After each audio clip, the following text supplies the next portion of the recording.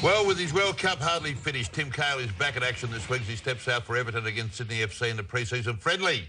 And purely and simply because I was unavailable, we had to send our intrepid reporter, Russ, to do the interview yourself, and what a great job you did too, mate. Tim Cahill, welcome along to PTI, and normally we're accustomed to seeing you in a green and gold shirt, but here you are for Everton in the blue. This is an exciting tour. Yeah, it's fantastic. We've bringing over a Premier League side to Australia, help promote Australian football, but also to have a Premier League side of this calibre is massive for the kids and for the sport. You know, we've got a strong squad. We're playing 3 games. We'll be in Sydney for a week, and then we go up to Melbourne and then to Brisbane. So we're spreading it around, and you know, I can't say a bigger thank you to Everton for helping promote football in Australia. So, did you have any involvement? Did you sort of go up to the chairman of Everton and say, look, let's go out to Australia, you know, it's going to be good for the game there and good for everyone? I don't think it was for me personally. You know, I did play a part in the factor of telling about Australia and you know, about football, and obviously I did a lot of research and, you know, I helped out a lot. But I think for me, I'm very proud. You know, I try and help the Australian game as much as possible and help, you know, the kids of Australia to be inspired by football and even just to be healthy and fit. So, you know, what Everton are giving to this country is amazing, and also we've got a big fan base here, and it's promoting football really well.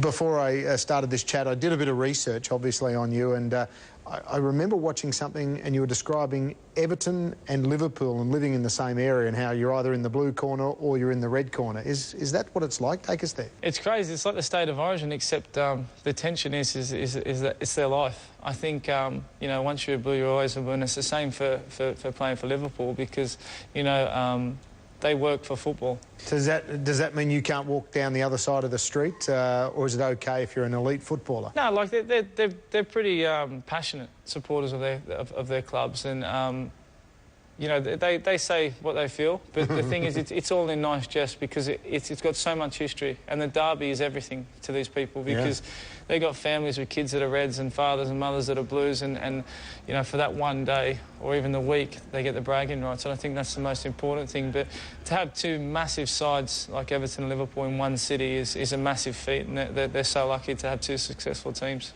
And what about your family? I mean, you've got 2 Stanleys who played for the All Blacks. Yeah. You've got Ben Roberts who plays rugby league. You and your brother play football. I mean, who decided what was going to play or what game you were going to play in the backyard? We played anything with a football. We played rugby until... It's a hard school. No, of course. And I suppose that's where I get most of my inspiration and my strength from.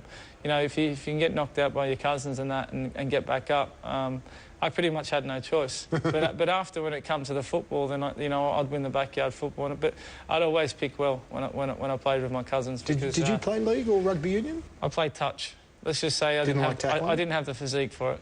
We've got State of Origin this week. We're at Stadium Australia. You're a proud New South Welshman, obviously. Yeah, definitely. I love rugby league because it's great for the sport of Australia. You know, the kids really love it, and same as soccer, but I think for us it's something that I've always followed, and it's always been in the family, but having the Samoan heritage and especially union as well, so I'm a massive supporter of that sort of type of ball. What about back in the day when Smokin' Joe was playing for the All Blacks and you were at home watching the Wallabies take on the All... Where were you? Where was Timmy Cahill sitting? No, mate, I was only a kid. You know, I just loved watching. You know, still now to this day, I know, you know, a few of the Aussie rugby players, and Daniel Carter plays for the All Blacks, and a few of the lads, and keep in contact because, you know, the techniques of what these guys and the way they put their body through the paces, and you know, you see the way Daniel Carter kicks the ball and his mental strength. It helps me as a footballer. You know, I learn different things from different sports from some of the biggest sports stars in the world, and it helps me as a person. So is that where you learnt how to do the scissor kick?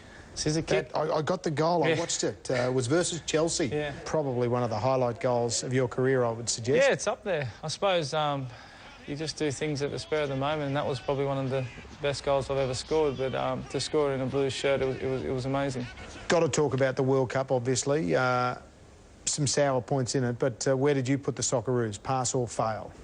Mate, for me, massive achievement. You know, to even playing it is fantastic. For Australian football to represent your country, but not only my country, Everton as well. You know, there's so many people around the world that respect what we do, but yeah, it was harsh getting sent off, but it's about me walking off the pitch, being disciplined, making the right message to the kids that, you know, you have to be disciplined and show that you're a good loser and someone that can come back stronger. You know, because I got the opportunity to play against Serbia, score, play consistent and help my country. And, you know, we were so close yet so far away, but I see it as a massive achievement because, you know, we lost to Germany 4-0, but so did Argentina and England. So therefore, I have to ask you, who's going to win it? Who have you pinned your faith on? You've got a teammate from Spain. Yeah, so. we've got Johnny Heitinga that's still in there as well. So Spain or Holland, so it's massive. And before I go, I have to ask, the post-goal celebration where you do the, you know, the boxing, you nicked that off Archie Thompson. You claimed it, but you stole it. Yeah, I don't know about stealing. I think I just I choreographed it a bit better. You know, he does the kung fu. I think if you put the two celebrations up against each other, you can see the differences. But Archie's a very, very close mate. Someone who's massive in Melbourne and massive all around Australia for what he's given back to football. And you know, we did that for our kids. We mixed it up a bit, and he's someone that means a lot to me. And you know, this is something that when I see the kids doing it on the weekend or on a Sunday pitch, it gives me so much. Gives me so much pleasure. I didn't know he stole the post-game celebration. No, I didn't know that either. I looked it up, and he's a great bloke, Timmy Cahill, and he really does a lot of stuff off the field for kids in footy that you don't. Well, soccer. Certainly very passionate, isn't he? Very much so. Next